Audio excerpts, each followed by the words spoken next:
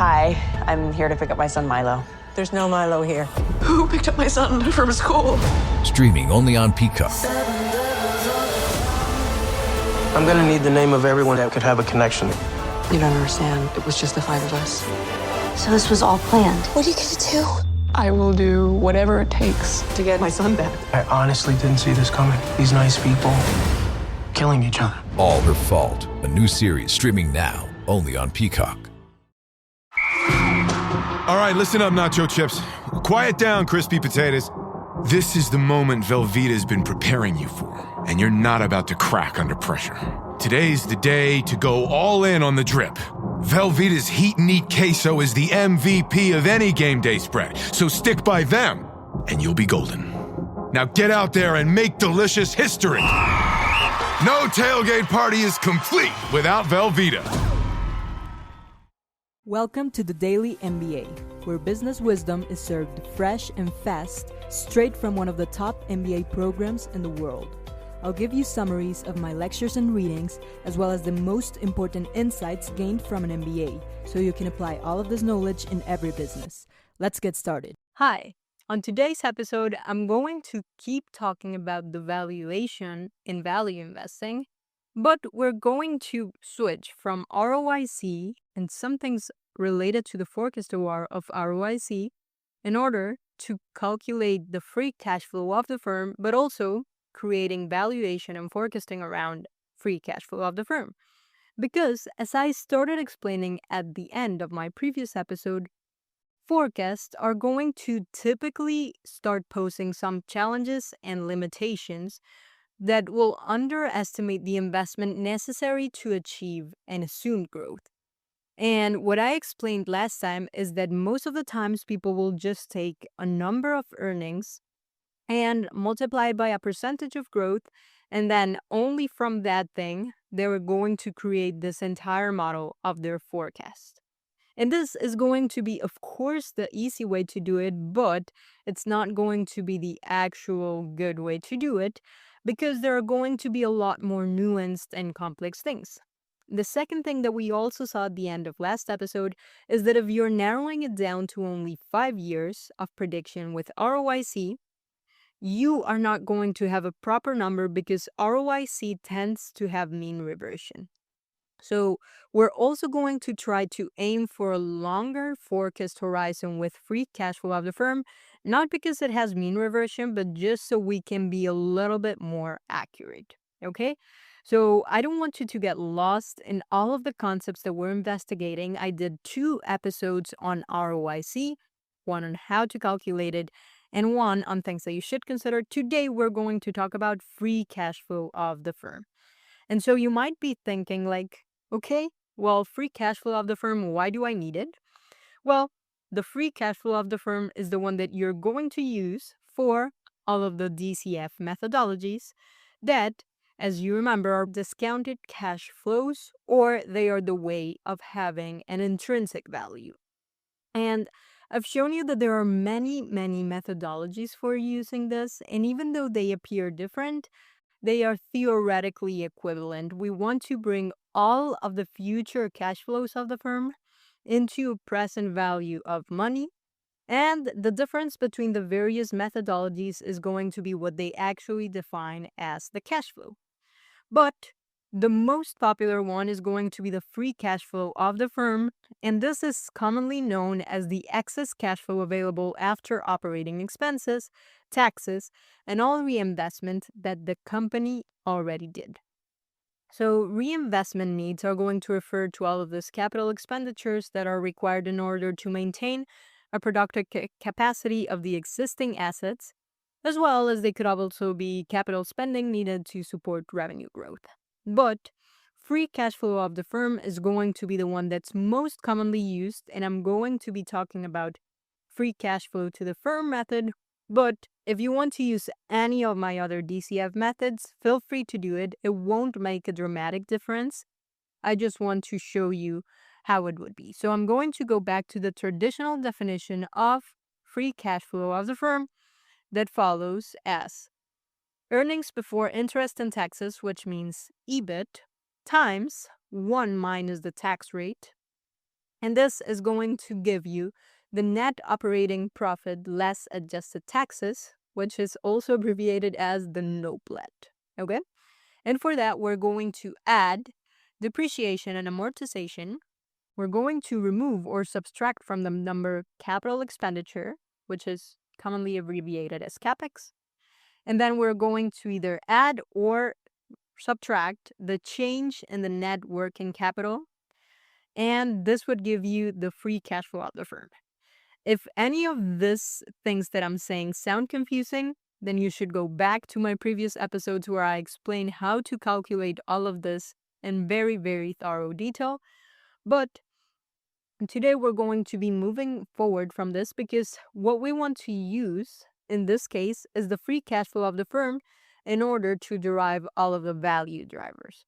And so an analyst is going to make 6 individual assumptions in order to calculate this free cash flow of the firm.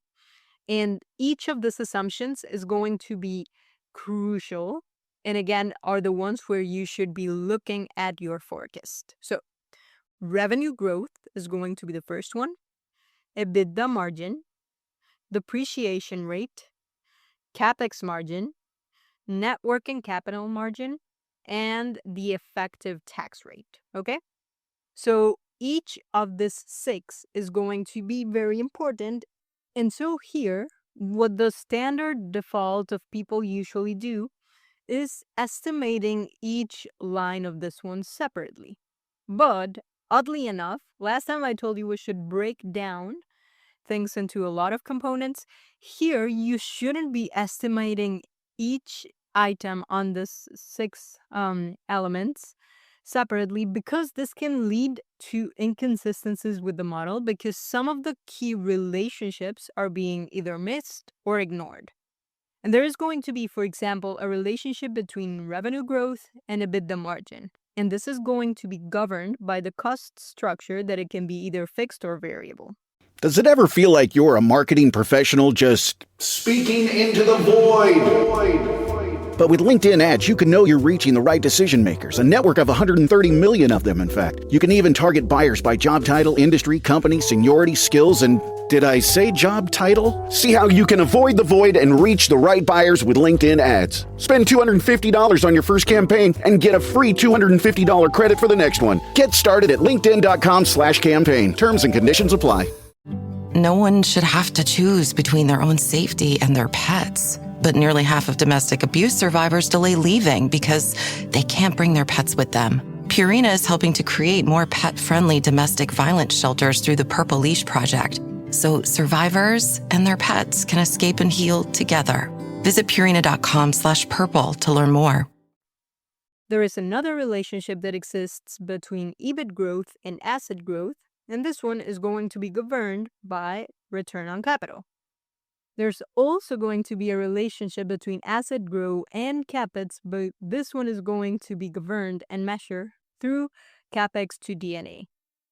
So be aware that your assumptions in your final forecast are also going to be carried into perpetuity when you apply a terminal value. So when you are estimating this ones, you should consider the relationships that there are.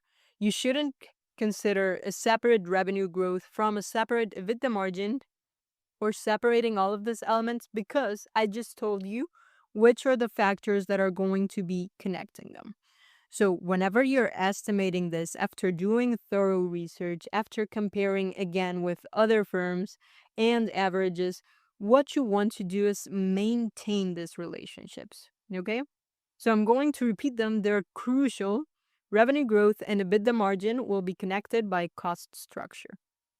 EBIT growth and asset growth are going to be connected by return on capital. And asset growth and CapEx are going to be connected by the ratio of CapEx to depreciation and amortization. Okay?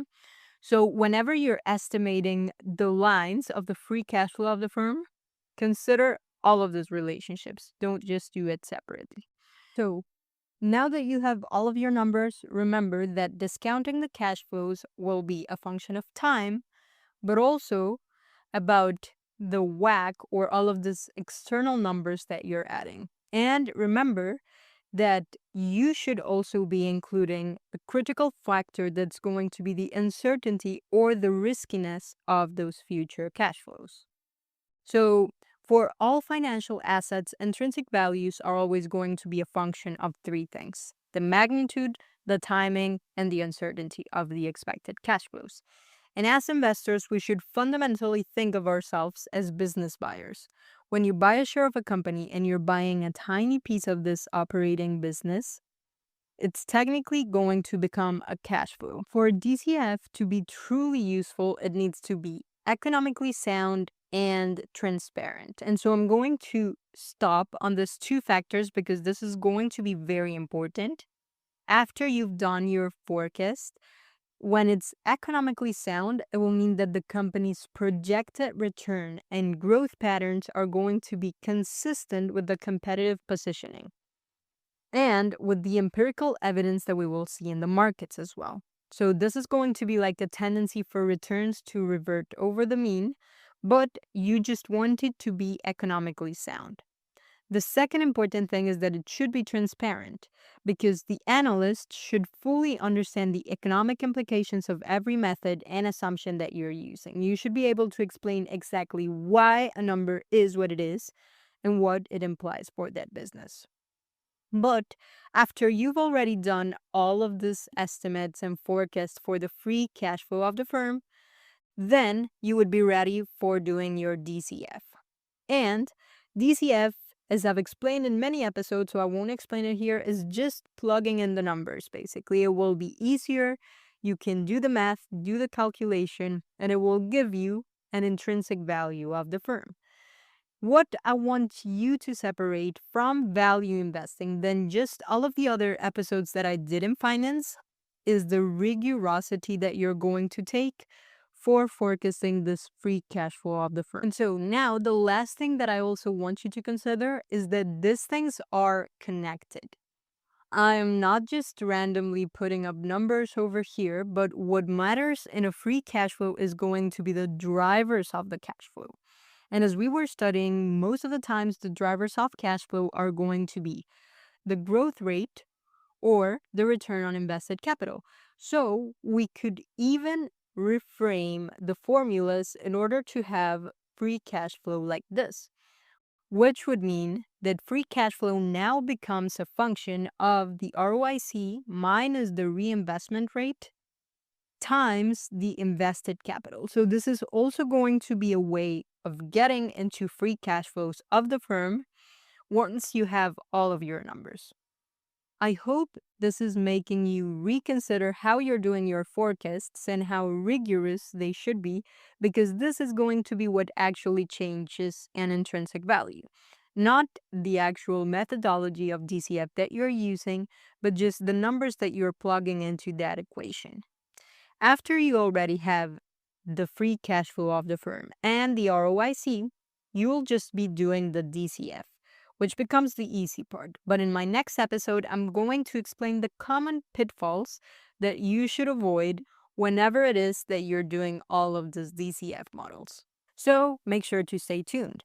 If you like my episode, also share it with someone else who wants to learn about investment, or give me a review and tell me in the comments, because all of this will motivate me and will help the podcast tremendously so it can grow and reach even more people around the world. I'll see you next week so we can keep learning more MBA things.